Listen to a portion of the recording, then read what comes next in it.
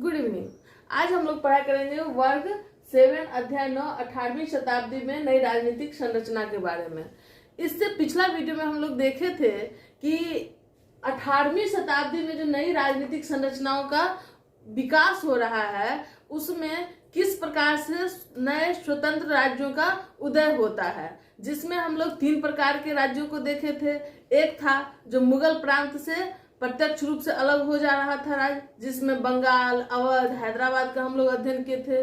दूसरा था वैसा राज्य, मुगल की अधीनता बहुत हद तक स्वीकार किया हुआ था, जिसमें प्रमुख राज्य था राजपूताना क्षेत्र। और तीसरा वैसा राज्य था जो लंबे समय से मुगलों से स्वतंत्र होने के लिए संघर्ष कर रहा था, जिसमें प्रमुख राज्य था मराठा, जाट, बुंदेल, सिख। तो इसी को हम लोग पिछला वीडियो में देखे थे। आज देखेंगे कि राजपूत राज्य किस प्रकार से स्वतंत्र हुआ 18वीं शताब्दी में। तो सबसे पहले हम लोग देख लेते हैं कि राजपूत राज्यों का उदय कब हुआ था। तो राजपूत राज्यों का उदय पूर्व मध्यकाल में हुआ था। मतलब हम लोग जो अभी इतिहास पढ़ रहे हैं 7th क्लास का, वो मध्यकाल का इतिहास पढ़ रहे हैं। तो इस समय से मध्यकालीन इतिहास के शुरू होने से पहले ही राजपूत जातियों का उदय होता है। तो एक बात और यहाँ जानने की आवश्यकता है कि मध्यकालीन इतिहास की शुरुआत हम लोग कब से मानते हैं। मध्यकालीन इतिहास की शुरुआत के बारे में भी विद्वानों में मतभेद है। कुछ इतिहासकारों का मानना है कि मध्यकालीन इतिहास का शुरुआत 7वीं शताब्दी के मध्य से माना जाता है। कुछ मानते हैं कि 8वीं शताब्दी के प्रारंभ से माना जाता है। इस प्रकार से हम लोग देख सकते हैं कि राजपूत की उत्पत्ति 8वीं शताब्दी से पहले ही हो चुकी थी। अकबर के समय में, अकबर एक मुगल कालीन शक्तिशाली शासक था, उसके समय में राजपूत अधीनता स्वीकार कर लिया था। लेकिन मुगल काल के परवर्ती शासक के काल में आप जानते हैं कि औरंगजेब की मृत्यु के बाद जो शासक होता है मुगल काल में, वो काफी कमजोर शासक होता है और इसी कमजोरी का फायदा उठा करके ये राजपूताना राज फिर से स्वतंत्र होने लगता है। और आप एक स्थिति देखेंगे कि जब मुगल साम्राज्य का पतन हो रहा था तो राजपूत जो राजवंश था वो काफी लड़ाकू प्रवृत्ति का था, काफी शक्तिशाली था। तो वो चाहता तो भारत में मुगल शासन व्यवस्था का एक विकल्प बन सकता था, लेकिन स्वतंत्र होने के बाद आपस में लड़ करके ही अपनी एनर्जी समाप्त करता है और मुगलों के विकल्प के रूप में अब एक सुदृढ़ शासन व्यवस्था स्थापित करें।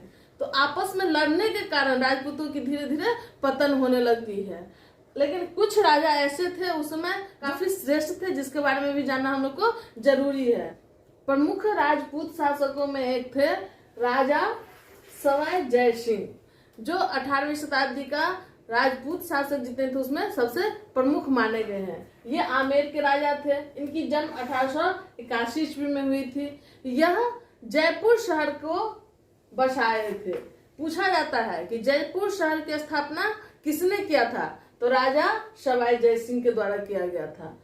यह बहुत बड़े खगोल शास्त्री भी थे और इनकी खगोल शास्त्री में रुचि होने के कारण ये यूनानी रेखा गणित यूक्लिड के पुस्तक रेखा गणित के तत्व का संस्कृत में अनुवाद करवाए थे, जिससे कि भारतीय भी इस रेखा गणित के तत्व को समझ सके। इस प्रकार से राजपूत राज्यों के बारे में हमें जानकारी प्राप्त होती है। आगे हम मराठा के बारे में जानकारी लेंगे। तो मराठा राज्य का जो अस्तित्व है वो मुख्य रूप से शिवाजी का देन है। तो शिवाजी का संक्षिप्त परिचय हम लोग पहले जान लेते हैं। शिवाजी का जन्म 1627 ईस्वी में हुआ था। इनके पिताजी का नाम था शाहजी भोसले, जो अहमदनगर के सेवा में थे। अहमदनगर में ये सैनिक और प्रशासनिक काम का देखरेख करते थे, जिसके बदले में इन्हें जागीर प्राप्त था। तो ये अहमदनगर के बड़े जागीरदारों में गिने जाते थे। माता का नाम जीजाबाई। अभिभावक मतलब इनके पिताजी हमेशा व्यस्त रहते थे, तो इनकी देखरेख करने वाले जो व्यक्ति थे उन्हें अभिभावक कहा गया है। वो अभिभावक थे दादाजी कोंडेव, और दादाजी कोंडेव का भी इन पे इसीलिए ज्यादा से ज्यादा प्रभाव रहता है। तो देखेंगे हम कि प्रारंभ से ही शिवाजी काफी महत्वाकांक्षी स्वभाव के होते हैं और वो अपने जागीर, अपने पिताजी से उन्हें जो जागीर प्राप्त होता है उसे छोटा मानते हैं और उस छोटा जागीर को बढ़ाने का सपना देखते हैं। 18 वर्ष की अवस्था में ही रायगढ़, कोंकण, तोरण किला पर अपना अधिकार स्थापित किया। बीजापुर क्षेत्र पे लगातार आक्रमण करके उसे अपने अधीन किया। शाइस्ता खां को औरंगजेब के द्वारा शिवाजी को अपने अधीन करने के लिए भेजा गया था, लेकिन शाइस्ता खां के कैंप पर आक्रमण करके शिवाजी के द्वारा उसे भागने पे मजबूर कर दिया गया और शाइस्ता खां जिस काम से आया था शिवाजी को पकड़ने के लिए वो असफल हो जाते हैं। फिर औरंगजेब जयसिंह को भेजता है कि शिवाजी को पकड़ करके लाया जाए।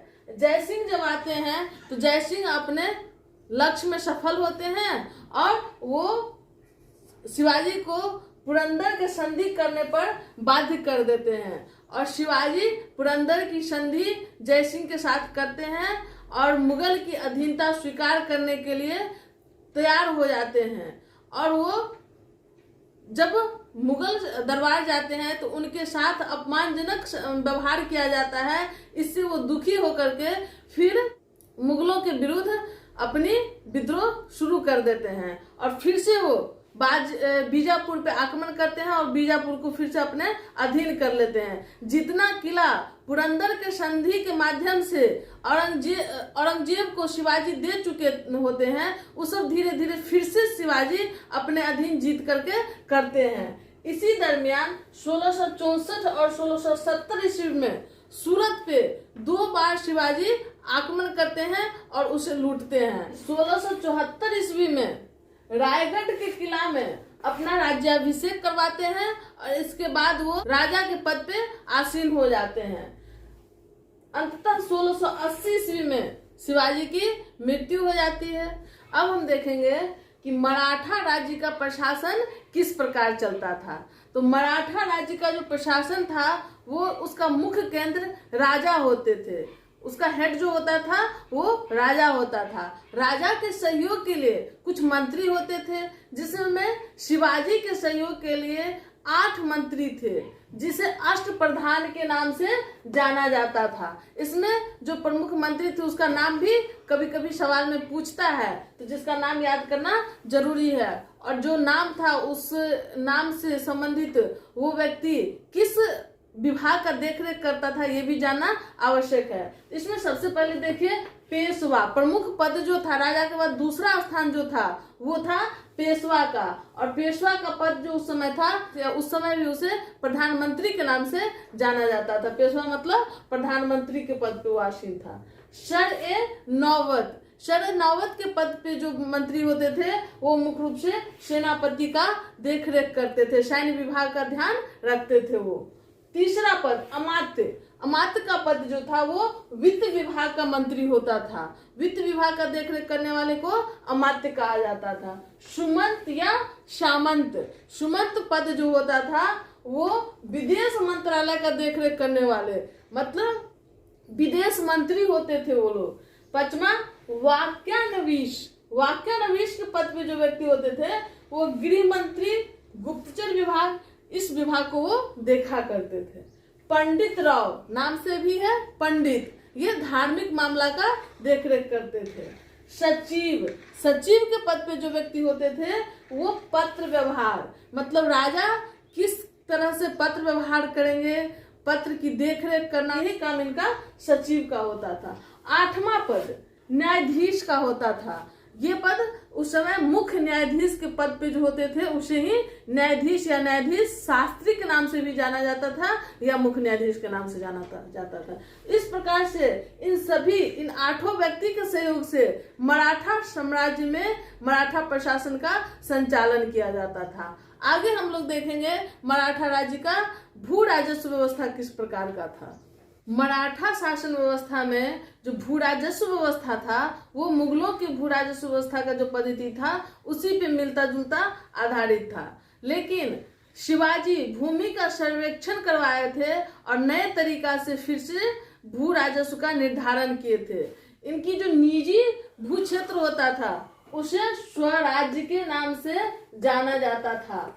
और अपने क्षेत्र से बाहर का जो भाग होता था उससे वो 2 प्रकार के कर वसूलते थे, वो है चौथ और सरदेशमुखी। चौथ मुख्य रूप से वैसे पड़ोसी राज्यों से वसूला जाता था जिसपे ये बार बार हमला करते थे, तो हमला से बचने के लिए पड़ोसी राज्यों को कुछ कर निर्धारित कर दिए थे जिसे चौथ कहा जाता था। वो कर था कि उस पड़ोसी राज्य का जितना कुल राजस्व की वसूली होता उसमें से 25% इन शिवाजी प्रशासक को देते, जिसके बदले में ये उस पड़ोसी राज्य पर हमला नहीं करने का गारंटी देते थे। दूसरा सरदेशमुखी, जब शिवाजी को लगा कि इतना चौथ लेकर के ही सिर्फ उसे हम जो प्रोटेक्शन दे रहे हैं, हम नहीं हमला कर रहे हैं उस पे, ये इतना कम राशि से हमारा नहीं बन रहा है, अब हमको और ज्यादा राशि की आवश्यकता है क्योंकि हमें साम्राज्य विस्तार करनी है। तो इसके लिए उन्होंने सोचा कि क्यों ना सरदेशमुखी लगाया जाए। देशमुख मतलब होता है जमींदार, और सभी जमींदारों का जो हेड होता है, सबसे बड़ा जमींदार, उसे सरदेशमुख कहा जाता है। तो इसी इच्छा से उन्होंने कि हम इस एरिया का सबसे बड़ा जमींदार हैं, तो इसीलिए छोटे छोटे जमींदारों पे हम सरदेशमुखी लगाने का अधिकार रखते हैं, और इसलिए उन्होंने सरदेशमुखी लगाया और बोला कि पड़ोसी राज्यों को आप जो हमें चौथ देते हैं उतना से ही नहीं काम चलेगा, हम तो जमींदार भी हैं और इसके बदले में आपको सरदेशमुख देना होगा, और वो सरदेशमुख की राशि होगी जितना आप हमें चौथ देते हैं उस चौथ का कम से कम 9 या 10% भाग आप हमें उसमें प्लस करके देंगे, तब जाके वो सरदेशमुखी में गिना जाएगा। और इस प्रकार की व्यवस्था थी भू राजस्व वसूल करने। तो इसी के साथ आज का क्लास समाप्त होता है। आगे हम लोग पढ़ेंगे मराठा प्रशासन में पेशवा किस प्रकार से शासन व्यवस्था चलाता है, इसके बारे में हम लोग अगले वीडियो में देखेंगे। धन्यवाद।